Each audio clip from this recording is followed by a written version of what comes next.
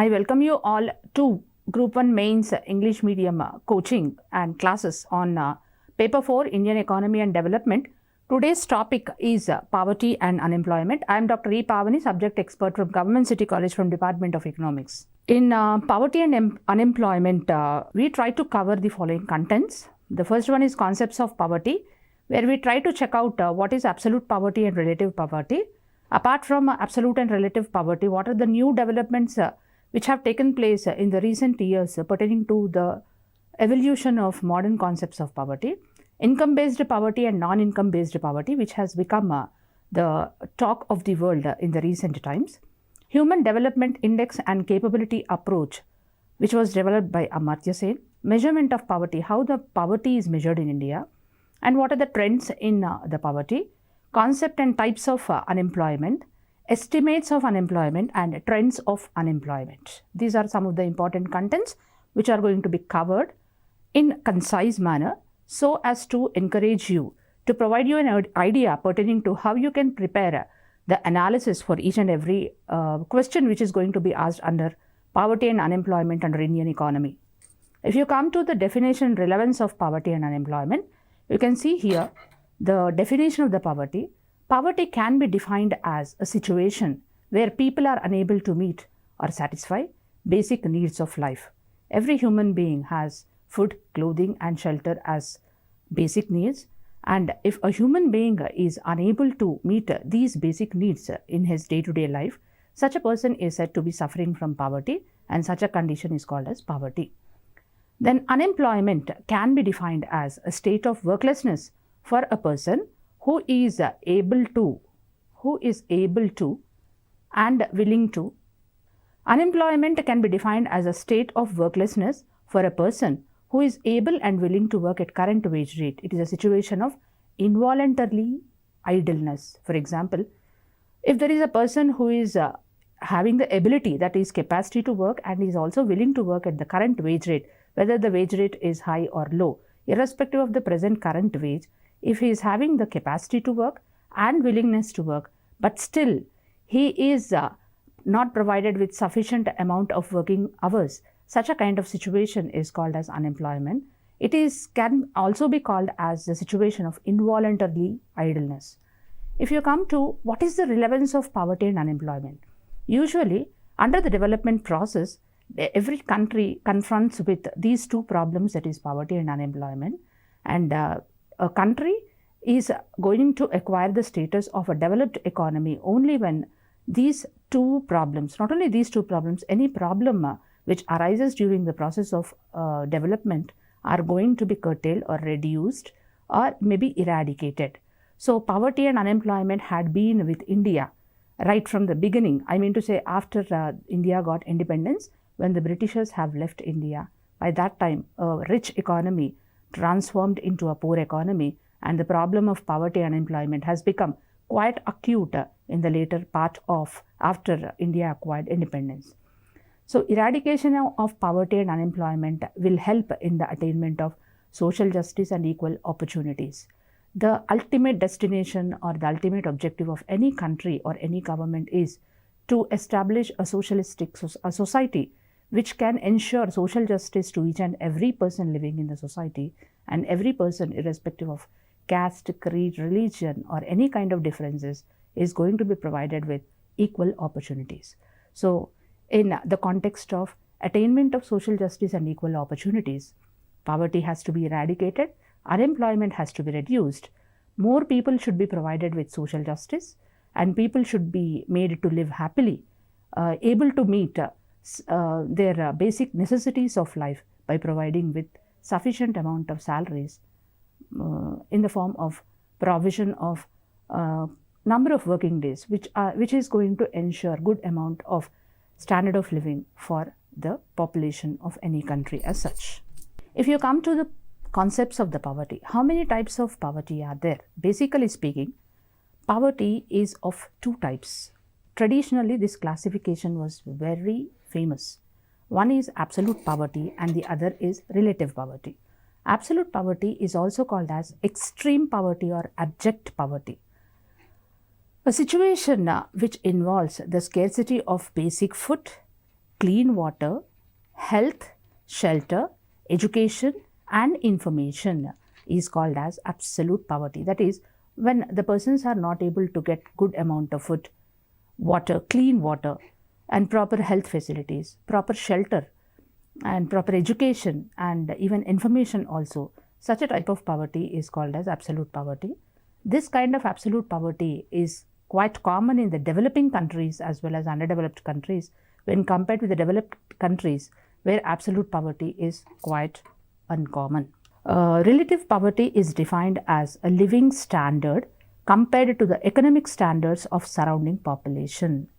Relative poverty provides the tool for measuring income inequalities in the society.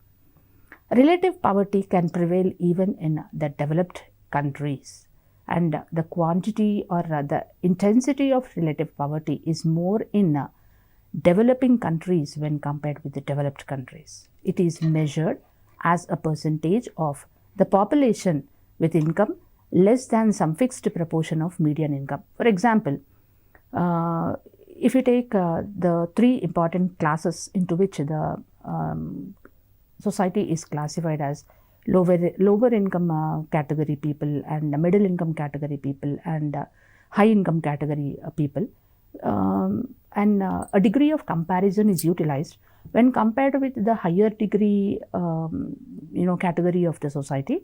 The lower income category of the people and the middle income category of people are said to be relatively poor. So this is how comparison is made possible through the relative poverty, and it is used to measure poverty in wealthy developed nations. Relative poverty is more in developed countries, while absolute poverty is more in developing economies. Then while the entire world was concentrating on relative poverty and how to eradicate relative poverty, and while the developing economies were concentrating on how to eradicate the absolute poverty, in the course of time, the modern concepts of poverty have come into existence where certain intellectuals started questioning that why poverty has to be related only to the income scarcity, why only the monetary aspects have to be taken into consideration. So once this intellectual grilling has taken place, a need has arrived to evolve modern concepts of poverty. So situational poverty occurring due to unexpected adverse events can also be one type of modern concept of poverty. Generational poverty, modern concepts include situational poverty. For example, suddenly if there are any natural calamities, suddenly there is any kind of pandemic, just as the COVID-19 has occurred, few people have become lost their jobs and they have lost their properties, or they have become suddenly poor. So such type of temporary poverty can be called as situational poverty, which is caused due to unexpected adverse events. If you come to generational poverty, from one generation to another generation, this problem of poverty is carried forward or is given as a property of inheritance. So if especially if poverty occurs in families where two generations were born and were living in poverty, such a type of poverty is called as generational poverty. Then we come to the rural poverty, which occurs in rural areas, especially with a population below 50,000 people. Because of the lower accessibilities to the modern amenities, whether it could be electricity, whether it could be health, proper educational facilities, proper information, everything is going to play an important role when we try to talk about this rural poverty. Coming to the urban poverty occurs in metropolitan areas with over 50,000 population in the form of limited accessibility, inadequate housing in the form of clumsy living conditions in slum areas, overcrowding and less social protection. So these are some of the important modern concepts of poverty which have come into existence with the changes in the time, changes in the traditions of the society, changes in the conceptual aspects in which poverty was looked upon. So modern concepts include the situational poverty, generational poverty, rural poverty and urban poverty. If you come to the trends in poverty, what do you mean by trends in poverty? Whether the poverty since times immemorial or maybe since 1947 onwards, basically if we speak about the development of the Indian economy. What was the trend in the poverty? Was it a positive trend and was it a negative trend or was it a neutral trend? Positive trend is whether it was increasing, negative trend whether it was decreasing, and neutral trend neither increasing nor decreasing, but it is remaining at the same level at which we have started the planning process for curtailing and reducing this poverty. So Asian Journal of Research on Business Economics and Management has given information about the poverty trend in 7 decades from 51 to 2011, almost 70 years. What had been the improvement in controlling the poverty? Overall incidence of poverty declined in urban areas and even rural India. Incidence of poverty is nothing but the number of head count ratio. Head count ratio is number of heads who are counted counted as the people or number of persons suffering from the problem of poverty.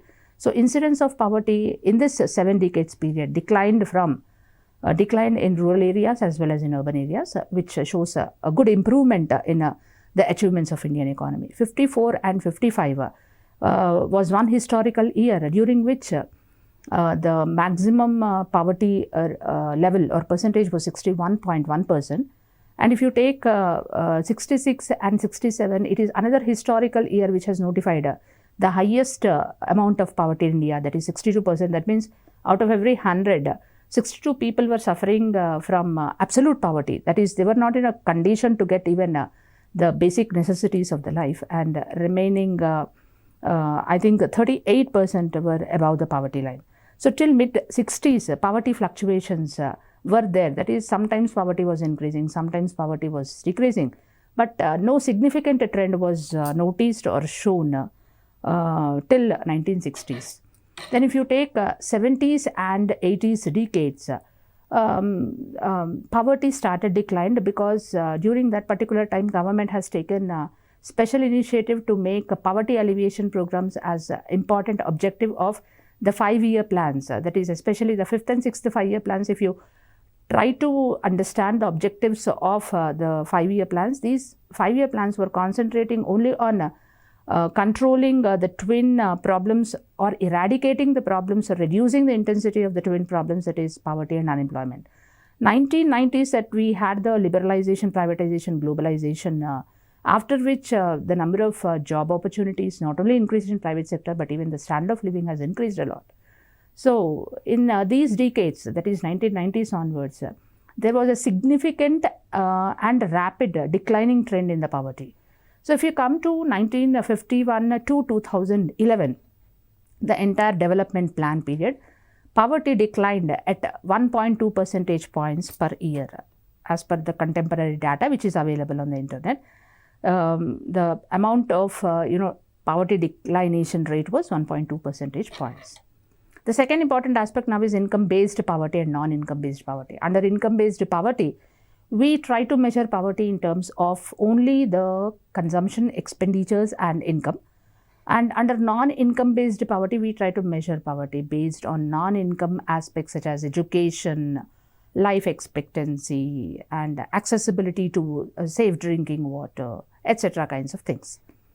Income poverty is based on basic needs approach, and non-income poverty is also called as the multidimensional poverty, the new concept of poverty which has become popular in 2000 decade, where poverty is now seen not only as the problem arising due to lower incomes and lower consumption expenditures, but is also problem with multiple new dimensions, that when people are deprived of health opportunities or education or information or rights, then that particular deprivation situation can also be described as poverty with in a totality, and that poverty is nothing but the multidimensional poverty.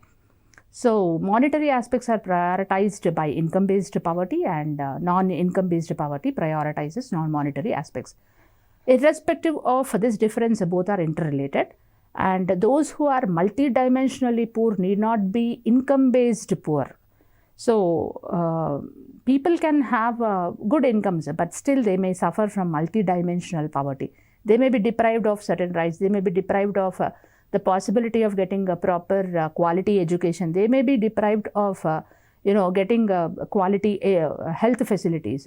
Then such kind of people, in spite of having good incomes or proper incomes, they can become multidimensionally poor.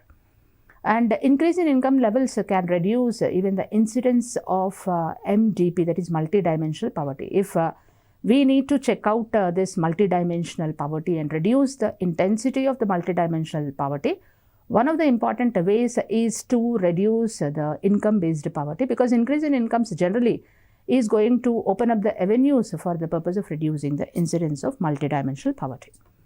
Then Human Development Index and Capability Approach. This capability approach was popularized by Amartya Sen, who has received a Nobel Prize in 1998 for his contribution towards welfare economics. He was the first person who has talked about a new approach, that was the capability approach. And he defined poverty as deprivation of persons' capabilities to live the life they have reason to value. So everybody will be living a life, and they want to value their life.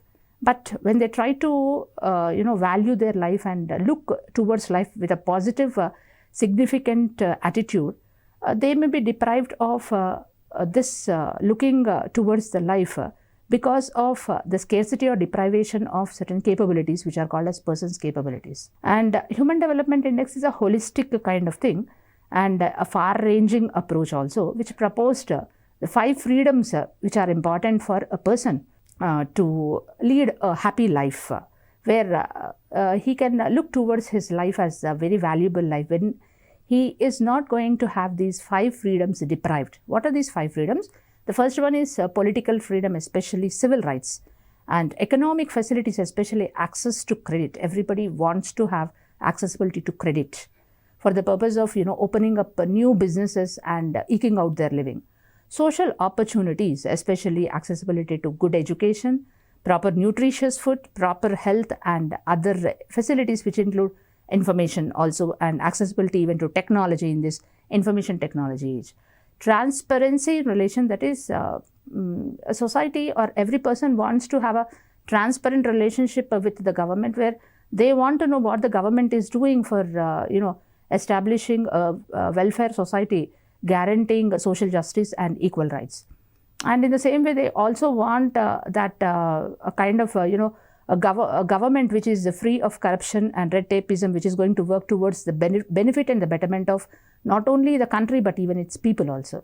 And coming to the next one, protective security, that is people also want to have social security measures in case they suffer from other deprivations, and these social security measures may include unemployment doles or widow pensions or old age kind of security kind of things.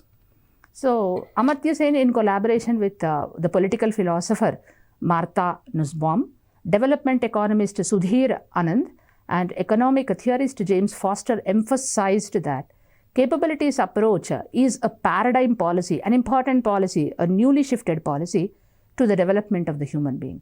So this research inspired the United Nations for the creation of Human Development Index, and Human Development Index is a popular measure of human development that captures the capabilities in health, education, and income. Then what is the Human Development Index and how it is computed? It is a statistical tool which is a composite index of 3 important aspects, that is life expectancy, next is education, third is per capita income. Then it was developed by Pakistani economist 𝗪𝗓𝗪 in 2010, and this was popularly employed by United Nations Development Program.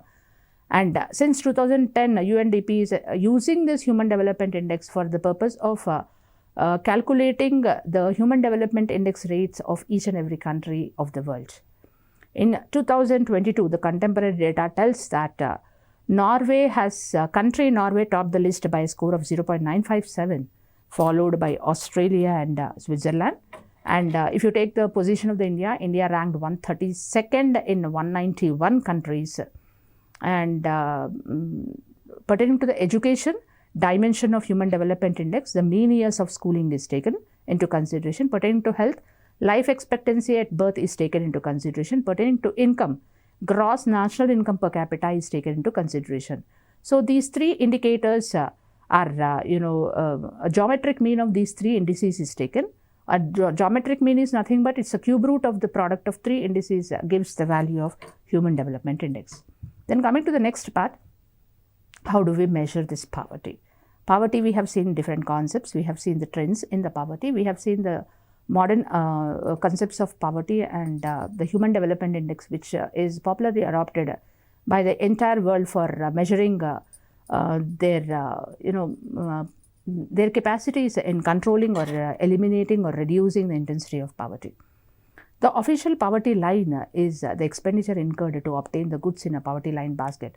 So, basic necessities are like food, clothing and shelter are how much a person requires per day is calculated, and depending upon that the expenditure that is the price into quantity, the value is taken, and depending upon that aspect the poverty line is drawn or the poverty line is constructed depending upon the expenditure that has to be made by a person for getting these minimum basic needs.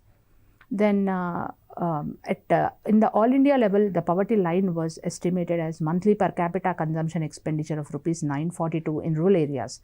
So, even this expenditure differs in rural areas and urban areas. In urban areas, if a person is able to spend 1407 rupees per day on his consumption expenditure, then he is said to be above poverty line and he is said to be not suffering from the poverty. But if his consumption expenditure is less than 1407 or 1407, he is said to be suffering from poverty. The same case in rural areas, if a person is not able to spend 942 rupees per capita as consumption expenditure per day, monthly, then it becomes he or that family is said to be, that person is said to be suffering from poverty or is considered as living below the poverty line. So, rupees 942 monthly per capita consumption expenditure in rural areas and rupees 1407 monthly per capita consumption expenditure in urban areas. Poverty can be measured in terms of number of people who are living below this poverty line, and incidence of poverty is expressed as the head count ratio. Then who has estimated poverty in India? The first estimation of poverty was made by 𝗪𝗏 𝗪𝘁𝗔. In his famous book, Poverty and Non-British Rule in India, he stated that those whose spending is below the range of rupees 16 to rupees 35, they are per capita per year. This is per capita per year expenditure. Then such a kind of family is said to be suffering from poverty. Incidence of poverty is estimated in India. It is the Planning Commission which is responsible for estimation of the poverty depending upon the sample information given by National Sample Survey Organization. This National Sample Survey Organization usually does the sample surveys for the purpose of collecting information on consumer expenditures, and basing on this data related to consumer expenditures, incidence of poverty is estimated by Planning Commission. Poverty line calculation is, since the Planning Commission is stopped to exist and in its place 𝗧𝗎𝗃 Aayog is established. Now, the calculation of the poverty line is handed over to 𝗧𝗎𝗃 Aayog, and 𝗧𝗎 Aayog also does utilize the data collected by NSSO for the purpose of consumption expenditure for the purpose of building up poverty line. The National Planning Committee, rupees 15 to rupees, that is this particular point tells us what were the attempts that were made for the purpose of estimating poverty in India apart from 𝗪𝗏 𝗪𝗁𝗔. After 𝗪𝗏 𝗪𝗁𝗔, National Planning Committee estimated that those whose capacity is to spend rupees 15 to rupees 20, they are said to be above poverty line, and those whose capacity is to spend lesser than this particular range of rupees per year, then such family is said to be suffering from poverty. Dandekar and Rath 2250 calories. Then Alak Committee, then Lakdawala Committee, Tendulkar Committee. So, these were some of the committees which have made trials for the purpose of estimating poverty in India. You can see the table over here, which tells us in 1951, the rural poverty was 47.3, urban poverty was 35.4. So urban poverty was comparatively lesser than the rural poverty, and total poverty happened to be 45.31%. That is, out of every 100 persons, 45 persons were suffering from poverty. 2021, 25.7 were suffering from rural poverty, and urban poverty 13.7. Total poverty was 21.9. So due to the efforts made by the government in the form of implementation of the 12 5-year plans and prioritizing poverty alleviation programs, implementation of poverty alleviation programs and reduction of unemployment problem in India, possibly the positive effect was we were able to reduce the percentage of poverty from 45.31% to 21.9%. And if we come to the types of unemployment, so unemployment is an indicator of labor market conditions.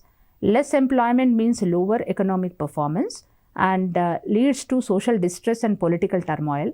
It reduces tax revenue and strains the government resources, harms country's reputation. So unemployment problem, if it is going to prevail in the economy, it is going to give these negative effects. Then we have different types of unemployment: cyclical unemployment caused by business cycles, frictional unemployment caused by shift of the labor for personal reasons or better opportunities from one job to another job, structural unemployment caused because of the structural backwardness of the economic system, underemployment caused due to lesser working hours resulting lesser pay, hidden unemployment when people do not belong to labor market statistics and are willing to work if chance given, seasonal unemployment caused due to off seasons. Disguised unemployment is a special type of unemployment which prevails in the agricultural sector of the Indian economy, where the additional laborers who are, or the marginal laborers or additional laborers who get employed in the agricultural sector, their contribution or their marginal productivity will be zero, but still they will be continuing in the employment or in the agricultural production. So even if we are going to remove these marginal farmers or extra laborers, agricultural production will not become zero. It remains stable. So such kind of extra people who are not adding anything to the agricultural production are considered as disguisedly unemployed. How the calculation of unemployment rate is done in India? Total labor force is equal to total employed labor plus total unemployed labor. If, for example, there are 10 million total labor employed and 0.5 million total unemployed labor, total labor force will be 10.5 million, and rate of unemployment, total labor unemployed divided by total labor force multiplied by 100. Here 0.5 million are labor unemployed, 10.5 million are the total labor force. When multiplied by 100, 4.7% is the unemployment rate. So quickly review, glance towards the causes of unemployment. Unemployment is caused because of high interest rates, which does not allow the firms to come forward for establishing more number of firms. A recession, which is also called as sluggish growth. Population increase, technological advancements and lack of skills, underdeveloped labor markets, and every economy, in spite of attaining higher growth rates, still suffers from some kind of unemployment, and that kind of unemployment is called as natural rate of unemployment. Estimation of unemployment in India. Ministry of Labour and Employment collects data and compiles and publishes unemployment rate in India every 10 years.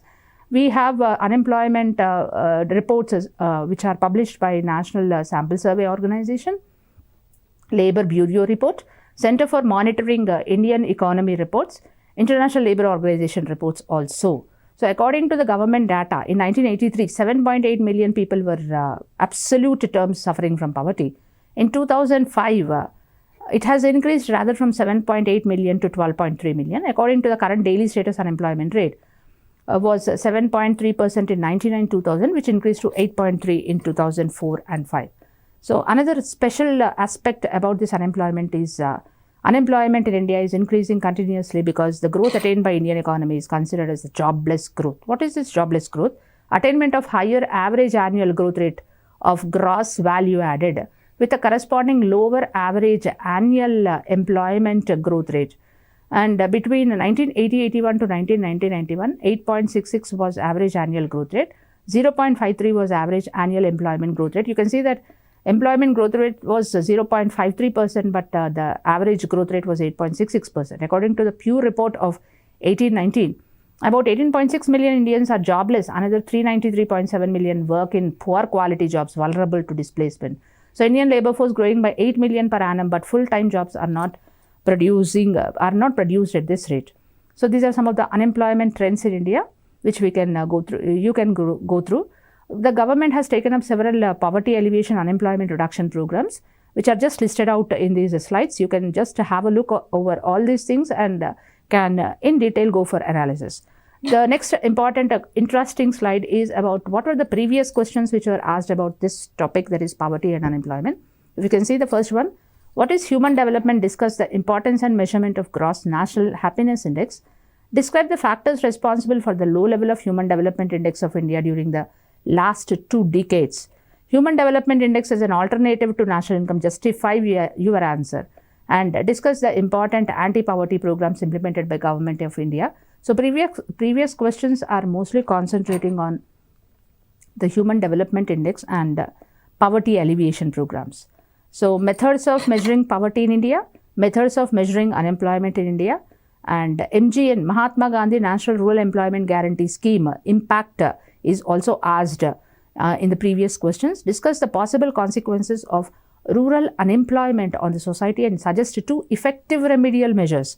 So the consequences of rural unemployment can be listed out as people moving towards cities, overcrowding in cities, and lack of human habitation in the rural areas. Then adjacent connectivity, the industrial sector of the small scale and the cottage industries, which are prevailing in rural areas, may also enter into deterioration due to the sluggishness or slackness in the rural areas because of rural unemployment. These are the 2 effects. And remedial measures is alternate employment opportunities have to be provided to the people in the rural areas also, so that there is not going to be any shifting of population from rural areas to urban areas. And relative poverty, what are the reasons for its presence in India, and the role of Gini coefficient as well as Lorenz curve for the purpose of measuring relative poverty. Then explain the possible limitations in the strategy for poverty alleviation adopted by the Government of India. Comment on the recent controversies relating to the estimates of rural-urban poverty in India. Important concepts of unemployment and employment which are used by National Sample Survey Organization, that is how NSSO tries to do the computation of unemployment on weekly basis, unemployment on fortnightly basis, unemployment on quarterly basis, unemployment on daily basis. The nature of economic growth in India is described as jobless growth. Do you agree with this view? Give arguments in favor of your answer. So with this, we come to the end of this particular session on poverty and unemployment. You can see that most of the questions are asking you to provide the information on poverty alleviation programs, human development index, and the jobless growth, which are the 3 important aspects which have the scope of being asked in Group 1 mains examinations. Thank you. Signing off.